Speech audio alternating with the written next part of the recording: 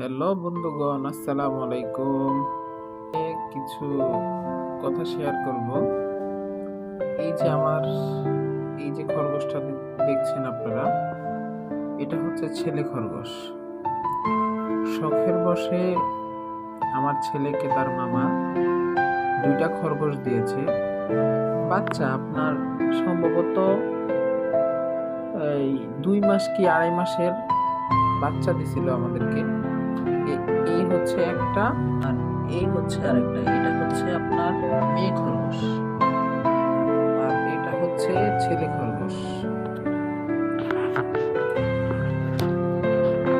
তারপর তাদেরকে লালন পালন করার পরে প্রায় 6 মাস বয়সে তারা বাচ্চা দিছে।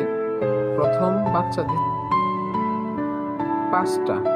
পাঁচটার মধ্যে এখানের মধ্যে যে কালোটা দেখছেন, এটা হচ্ছে প্রথম যে 5টা বাচ্চা দিছে তার মধ্যে একটা। আর এই খরগোশটা হচ্ছে আপনার ওই প্রথম 5টা বাচ্চার মধ্যে এটা আরেকটা। এ হচ্ছে 2টা, আর 3টা খরগোশ আমি বিক্রি করে ফেলেছি।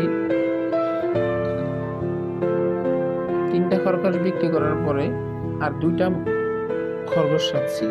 উপরে যে কালো খরগোশটাকে দেখালাম, আর নিচে যে খরগোশটা আছে ওটা ছেলে খরগোশ, আর এটা হচ্ছে মেয়ে খরগোশ।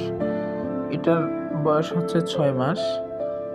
ওরও এখন আবার বাবু পেটে আসছে, তাই তাকে আলাদা করে রাখলাম। তারপরে আবার এই মা খরগোশটা বাচ্চা দিছে আবার দ্বিতীয়বার। তখন বাচ্চা দিছে হচ্ছে আবার 6টা, তার মধ্যে একটা খরগোশ মারা গেছে। আর এই যে ছোট ছোট কিউট কিউট বাচ্চাগুলো দেখছেন, এই যে বাচ্চাগুলা, এটা হচ্ছে দ্বিতীয়বারের বাচ্চা। তারা এখন আল্লাহর রহমতে বড় হয়ে গেছে। তাদেরও প্রায় 3 মাস, 3.5 মাস বয়স চলে তাদের। ফাইনালি আমি 3টা খরগোশ বিক্রি করার পরে আর কোনো খরগোশ বিক্রি করি নাই। এখন তাদেরকে আমি লালন পালন করতেছি। আমি আল্লাহ যদি চায়, আপনাদের দোয়ায় আমি খরগোশের খামার দিতে পারি। তার জন্য ফাইনালি আল্লাহ রহমতে আমার এই ছেলে খরগোশটা আর হচ্ছে আপনার এই যে মেয়ে খরগোশটা, তারা তো প্রথমবার বাচ্চা দিছে, তারপর আবার দ্বিতীয়বার বাচ্চা দিছে। বাচ্চা দেওয়ার পর এখন আবার তৃতীয়বার বাচ্চা দিয়েছে। তাদের ঘরে নতুন মেহমান আসছে। এই যে মেহমান আবার হয়েছে 5টার মধ্যে এই যে 2টা 13 দিন 14 দিন চলে। খরগোশে বেসিক্যালি 9 দিন পর চোখ খুলে। তো আমার এই বাচ্চাগুলা আল্লাহর রহমতে গ্রোথ ভালো। খরগোশের বাচ্চাগুলা আমি লাস্ট 4 মাস না, 3 মাস 25 দিনে আমি আবার তাদের কাছ থেকে বাচ্চা পেয়েছি। তারা আবার বাচ্চা দিছে। তো তাদেরকে আমি এখানে সেখানে রাখতাম, কার্টুনের মধ্যে রাখতাম, বস্তার মধ্যে রাখতাম। পরবর্তীতে আমি এই খাঁচাটা তাদের জন্য নিয়ে আসছি। এই খাঁচাটা নতুন করে নিয়ে আসলাম, নিয়ে এসে তাদেরকে এখন আমি এই খাঁচাটার মধ্যে লালন পালন করতেছি।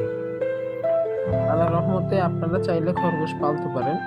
খরগোশে খুব একটা খরচ নাই, আর তাদের রোগ বলাইও খুব কম হয়। তারা সকল ধরনের খাবার খায়। আর আপনাদেরকে দেখাবো ছেলে খরগোশ কিভাবে চীনা রুফায়, মেয়ে খরগোশ কিভাবে চীনা রুফায়, তারপরে আপনার খরগোশকে কি খাবার দিতে হয়, তারপর খরগোশের পেট খারাপ হলে আপনারা খরগোশকে কি খাবার দিবেন। সকল ধরনের তথ্য আমি আপনাদেরকে ভিডিওর মধ্যে দিব।